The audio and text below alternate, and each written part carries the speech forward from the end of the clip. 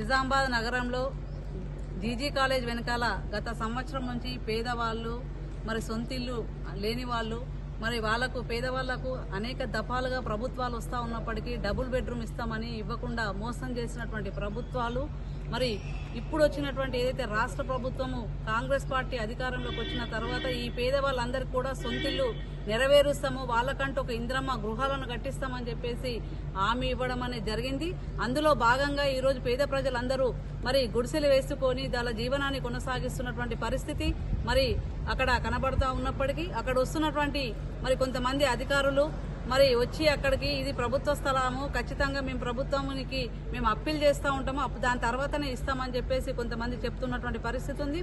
MRO గారు కానీ గిర్దవర్ గారు కానీ కూడా అక్కడికి వచ్చి మరి పేదవాళ్ళు వీళ్ళందరూ కూడా చలి అనకుండా ఈరోజు మరి అక్కడ ఉన్నటువంటి అనేక ఇబ్బందులకు గురవుతున్నప్పటికీ కూడా పేదవాళ్ళు అక్కడ జీవనాన్ని కొనసాగిస్తున్నటువంటి పరిస్థితి ఉంది. దాన్ని మరి పర్యవేక్షంగా మా అధికారులు చూసి ఈ రోజు వాళ్ళందరూ కూడా వీళ్ళంతా పేదవాళ్ళు, వీళ్ళకి సరైనటువంటి మరి వసతులు లేకున్నా కానీ ఇళ్ల సౌకర్యం లేకున్నా కానీ వీళ్ళందరూ కూడా ఈ అడవిలో ఉంటున్నట్టు చెప్పేసి అధికారులు కూడా అక్కడ చూసి సహకరిస్తున్నటువంటి పరిస్థితి ఉంది.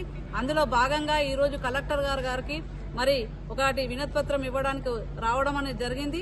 మాకు ఏదైతే అక్కడ ఉన్నటువంటి గుడిసెలు వేసుకుంటున్నటువంటి వాళ్ళందరికీ వెంటనే మరి పక్కా ఇళ్లను కట్టించాలా, అట్లాగే వాళ్ళకి పట్టాలు ఇవ్వాలా, వాళ్ళ సొంతింటి కలను వాళ్ళ పేద ప్రజలందరికీ కూడా నెరవేర్చే విధంగా మరి అధికారులు వెంటనే సహకరించే విధంగా మరి ముందుకు రావాలి. అట్లాగే ప్రభుత్వం కూడా దిగి వచ్చి వాళ్ళందరికీ కూడా సొంతిళ్లను ఇచ్చే విధంగా ఉండాలని చెప్పేసి కలెక్టర్ గారికి ఇవ్వడం జరిగింది. కలెక్టర్ గారు మరి బిజీలో ఉండడం మూలంగా ఏఓ గారు తీసుకొని వెంటనే మీకు అప్పీల్ చేస్తూ ఉంటాం, మేము ఖచ్చితంగా ప్రభుత్వం మధ్యలో పథకాన్ని పెట్టింది కాబట్టి మేము కూడా ప్రభుత్వానికి వెంటనే దీన్ని పంపించి ఏర్పాటు చేస్తామని చెప్పేసి మాట్లాడడం జరిగింది. అందులో భాగంగా మరి ఏదైతే ఉన్నటువంటి పేద ప్రజలందరికీ కూడా మరి వెంటనే రాష్ట్ర ప్రభుత్వం దిగొచ్చి వెంటనే వీళ్ళకి సొంతిల్లు కల నెరవేర్చాలని చెప్పేసి మరి బీఎల్పీ పార్టీగా మేము డిమాండ్ చేస్తా ఉన్నాం.